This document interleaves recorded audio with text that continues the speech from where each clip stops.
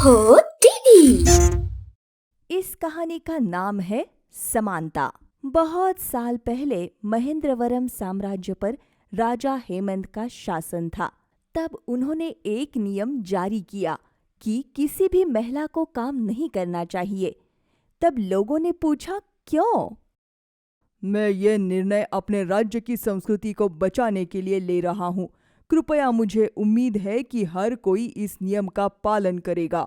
उनका कहना है कि इस वजह से राज्य की सभी महिलाएं गृहिणी बन जाएगी और घर का ध्यान रखेगी। उसी राज्य में कांथाराव और अचम्मा नाम का एक जोड़ा रहता है। उनकी 2 बेटियां हैं। कांताराव की कमाई आधी और खर्चा भी आधा था। उनके पास अधिक संपत्ति ना होने के कारण जो कुछ उनके पास था उसी में वे सुखी रहते थे। तुम बहुत बीमार लग रहे हो, बेहतर है थोड़ा आराम कर लो। अगर मैं अपना सुख ढूंढूं तो कल क्या खाएंगे? ये कोई बड़ी बात नहीं है, ये ठीक हो जाएगा, तुम चिंता मत करो। ऐसा बोलकर वो हमेशा की तरह मछली पकड़ने समुद्र में जाता है। उस दिन कांताराव का स्वास्थ्य और मौसम ठीक नहीं था। मछली पकड़कर लौटते समय कांताराव की नाव तूफान में डूब जाती है। मेरे पति को कितनी भी देर क्यों ना हो जाए, 6 बजने से भीतर वो आ जाएंगे। अभी तो 8 बजे है, वो अभी तक नहीं आए हैं। हम सब साथ ही गए थे। उसके बाद हम पश्चिम में गए। कांताराव पूर्व की ओर गया। हम सब जल्दी आ गए क्योंकि मौसम अच्छा नहीं था। ओह ठीक है, मुझे लगता है कि वो आ गए होंगे, मैं घर पर देख लेती हूँ। अचम्मा घर जाती है और वहां देखती है कांताराव नहीं थे। तब अचम्मा को पता चला कि उसका पति मर चुका है। हे भगवान, वो हमें अपने साथ क्यों नहीं ले गए? कल से हम कैसे जिएंगे उनके बिना? ऐसा कहकर वो भूखी ही सो गई। वो आधी रात को उठती है और अपने पति कांताराव के कपड़े देखती है। वो राजा कौन है? मेरा राजा तो अब मर गया है। फिर मैं किसके लिए ये जीवन जीऊं? मैं अपने कपड़े बदल लूंगी, मैं एक आदमी बनूंगी और अपने बच्चों के लिए काम करूंगी। जब तक मेरे जिस्म में जान है, मेरे बच्चे भूखे नहीं सोएंगे। अगले दिन उसकी बच्चियां जल्दी उठ जाती है। उनके सामने धोती और शर्ट में एक नया आदमी था। अचम्मा एक आदमी के रूप में कपड़े पहने अपने बच्चों को देखती है कि वो उसे पहचान पाते हैं या नहीं। इसी दौरान, तुम कौन हो? मैंने जन्म दिए हुए बच्चे मुझे नहीं पहचान पाए तो और कौन पहचान पाएगा? आचार्य, मेरा नाम आचार्य है। रात को तुम्हारे पिता आए और तुम्हारी माँ को ले गए। उन्होंने ये कहकर तुम्हें मेरे हवाले किया है कि तुम्हें जगाना अच्छा नहीं है।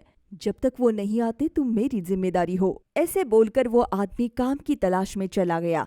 क्षमा करे, ये एक महिला है ना? अचम्मा शादी से पहले एक खूबसूरत कलाकार हुआ करती थी।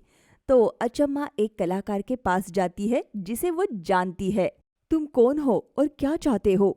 मैं एक पड़ोसी राज्य से आया हूँ। मैं आप जैसा ही कलाकार हूँ। हमारे राज्य में आपके द्वारा बनाए गए चित्रों की शेखी बखारते हैं। यदि शेखरा नाम का कोई चित्रकार पड़ोसी राज्य में कोई चित्र बनाता है तो वो सजीव प्रतीत होता है। इसलिए मैं आपके साथ काम करने के लिए किसी काम की तलाश में यहाँ आया हूँ। मुझे आपके साथ कोई काम मिल सकता है क्या? कलाकार अचम्मा की बातों को सच मानता है और प्रभावित हो जाता है और उसे काम दे देता है।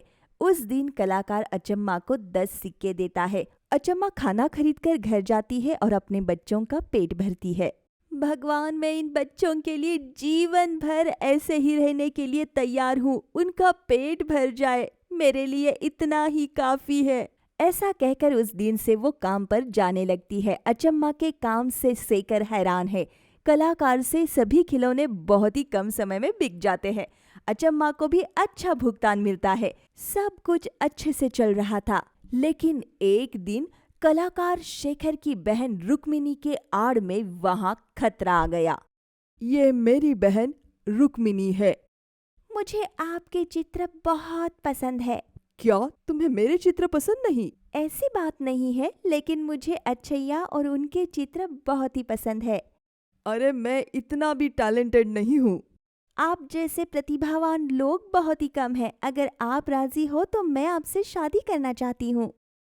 बिल्कुल नहीं, मैं तुमसे शादी नहीं कर सकता। ये मेरा राज्य नहीं है। तुम अंदर तो जाओ रुक्मिनी। शेखर ने रुक्मिनी को वहां से अंदर भेज दिया। देखो भाई, मैं सुनिश्चित करता हूँ कि आपको कोई परेशानी ना हो। मेरी बहन बहुत संवेदनशील है। देखो, मैं ये चाहता हूँ कि तुम मुझसे विवाह कर लो, नहीं तो मैं तुम्हें इसी क्षण निकाल दूंगा। कृपया मुझे बुरा आदमी मत बनाओ। ये सुनते ही अचम्मा के मन में प्रश्नों की बाढ़ आ गई। अगर मुझे निकाल दिया गया तो मेरे बच्चों का क्या होगा? क्या मैं उससे शादी कर सकती हूँ? अब क्या करे? मैं शादी करूंगा, लेकिन इस महीने कोई अच्छा मुहूर्त नहीं है, तो हम अगले महीने शादी करते हैं। बहुत अच्छे। आज से आप कर्मचारी नहीं है, आप इस घर के सदस्य हैं। आप इसी घर में रह सकते हैं, इसी राज्य में। उस रात अचम्मा अपने बच्चों को बिस्तर पर सुलाती है और सोचती है, लेकिन उसे उसकी समस्या का कोई हल नहीं मिलता। अगली सुबह राजा हेमंत ने शेखर के चित्र देखे और अपने मंत्री से कहा, ये कलाकार कौन है? मैंने अपने राज्य में ऐसे चित्र कभी नहीं देखे। ये अधिकांश आश्चर्यजनक है। इस चित्रकार को अभी मेरे पास ले आओ। मंत्री ने राजा के कहे अनुसार ये बात शेखर को बताई। शेखर अपनी छोटी बहन रुक्मिनी के साथ अचम्मा को लेकर राजा के पास जाता है। शेखर, मैंने आपके चित्र देखे। ऐसा लगता है कि ईश्वर ने मुझे आंखें उन्हें देखने के लिए ही दी है। मैंने आपको इसलिए आमंत्रित किया है ताकि आप मेरा चित्र बनवा सके। महाराज, ये मेरे चित्र नहीं है, मेरे बहनोई आचार्य के चित्र है। यदि आपको अच्छा लगे तो वो आपका चित्र बना देगा। यह कहने के बाद अचम्मा राजा का चित्र बनाती है। राजा ने देखा कि आपके हाथ में कौन सी रेखा है? आप बहुत बढ़िया चित्र बनाते हैं। आप जैसे कलाकार इतने सालों से गुमनाम में क्यों रहे? मैंने वर्षों तक आपकी प्रतिभा को नहीं पहचाना। जो भी हो, अब आप दरबारी कलाकार के रूप में काम करेंगे। वैसे क्या मुझे काम करना चाहिए? हाँ, मैं कभी भी अपना दिया हुआ वचन वापस नहीं लेता हूँ। क्या एक महिला होने के बाद भी आप मुझे काम देंगे? तुम क्या बात कर रहे हो? हाँ महाराज, मैं एक औरत हूँ। मैं अछैया नहीं, अचम्मा हूँ। और अचम्मा अपना असली रूप दिखाती है। रुक्मिनी वहां मौजूद सभी लोगों के साथ हैरान थी। राजा और शेखर अचंभित होकर देख रहे थे। महाराज, मेरे पति कांताराव मछुआरे हैं। हमारा घर ऐसे गुजरता था मानो दिन भर के लिए दलिया ही काफी हो। हमारी 2 बेटियां हैं। एक दिन मेरे पति मछली पकड़ने के लिए गए और वापस ही नहीं लौटे। घर में 3 महिलाएं हैं। पैसा पाने का कोई जरिया नहीं, खाना नहीं है। तब मुझे नहीं पता था कि मैं क्या करूं। इस तरह मैंने एक बच्चे के रूप में जो प्रतिभा सीखी वो काम आ गई। शेखर ने मेरा साथ दिया। मुझे उनकी बहन से माफी मांगनी है। कभी भी किसी पुरुष या महिला को कम मत समझो। अपनी संस्कृति की रक्षा करना केवल महिलाओं का ही नहीं, बल्कि हम सब की जिम्मेदारी है। क्या महिलाएं बेकार है? हर किसी में प्रतिभा होती है। इसका नस्ल से कोई लेना देना नहीं। अगर मैंने कुछ गलत कहा है तो आप मुझे सजा दो। अचम्मा की बातें सुनकर राजा की आंखें खुल जाती है। मुझे माफ करो अचम्मा, मेरे पास आपके लिए शब्द नहीं है। इतने सालों से मैंने बहुत बड़ी गलती की है। अब से इस साम्राज्य में सभी समान है। पुरुष और महिलाओं के बीच कोई अंतर नहीं है। अचम्मा, आपको मेरे दरबारी चित्रकार के रूप में काम करना होगा। ये राजा अपना वादा कभी वापस नहीं लेता है। तब से उस राज्य में सब कुछ बदल गया। अचम्मा ने एक चित्रकार के रूप में बहुत ख्याति प्राप्त की। हमारे समाज में जनसंख्या विकास के लिए मानव जाति में पुरुष और महिला का अंतर मौजूद है, ना कि असमानता के लिए। ऐसी कहानियां सुनने के लिए हमारे चैनल को सब्सक्राइब करें। देखने के लिए धन्यवाद।